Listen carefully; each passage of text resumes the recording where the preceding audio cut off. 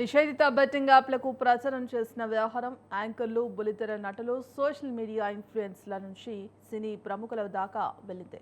నిన్న మియాపూర్ పోలీస్ స్టేషన్లో నటులు రానా దగ్గుబాటి, ప్రకాష్ రాజ్, విజయ్ దేవరకొండ, మంచు లక్ష్మి, ప్రణీత, నిధి అగర్వాల్, అనన్య నాగల్ల, వైసీపీ అధికార ప్రతినిధి శ్యామలపై కేసు నమోదైంది.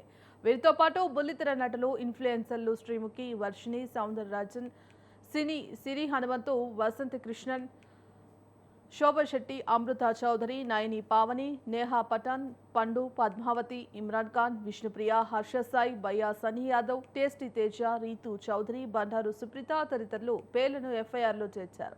తెలంగాణ గేమింగ్ యాక్ట్లోని పలు సెక్షన్లు, ఐటీ చట్టంలో పలు సెక్షన్ల కింద ఈ కేసు నమోదైంది. మియాపూర్కు చెందిన వ్యాపారి పిఎం ఫణీంద్ర శర్మ ఇచ్చిన ఫిర్యాదు మేరకు పోలీసులు ఎఫ్ఐఆర్ రిజిస్టర్ చేశారు. ఈ నెల 17న పంజగుట్ట పోలీస్ స్టేషన్లోనూ శ్యామల, విష్ణుప్రియ, సుప్రీత, టేస్టీ తేజ, బయ్యా సన్నీ యాదవ్, ఇమ్రాన్ ఖాన్ సహా 11 మందిపై కేసు నమోదైంది.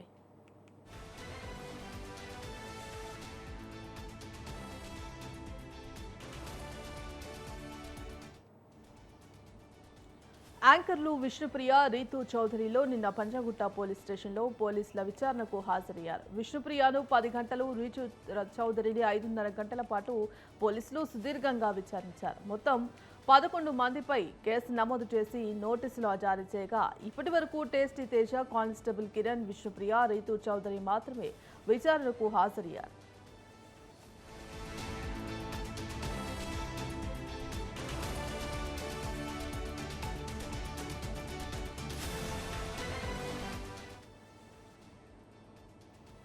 బెట్టింగ్ యాప్లకు విజయ్ దేవరకొండ, రానా దగ్గుబాటి ప్రచారకర్తలుగా వ్యవహరించారన్నది అవాస్తవమని, నైపుణ్య ఆధారిత గేమ్లకు మాత్రమే ప్రచారం చేశారని వారి పిఆర్ఓ బృందాలు వేర్వేరు ప్రకటనలు పేర్కొన్నాయి. కంపెనీకి ఉత్పత్తికి చట్టపరమైన అనుమతులు ఉంటేనే వాటికి ప్రచారకర్తగా వ్యవహరించేందుకు ఒప్పుకుంటారన్నారు. A23 అనే కంపెనీతో విజయ్ కుదుర్చుకున్న ఒప్పందం గతేడాది ముగిసిందని తెలిపారు.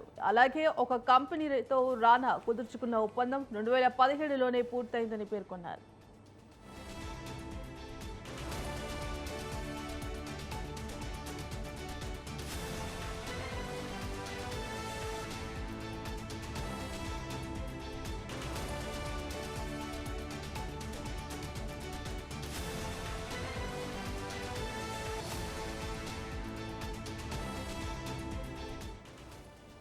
చట్టవిరుద్ధ యాప్లను డౌన్లోడ్ చేసుకోవాలంటూ సెలబ్రిటీలు, సోషల్ మీడియా ఇన్ఫ్లుయెన్సర్లు విస్తృతంగా ప్రచారం చేస్తున్నారని ఫణీంద్ర శర్మ తన ఫిర్యాదులో పేర్కొన్నారు.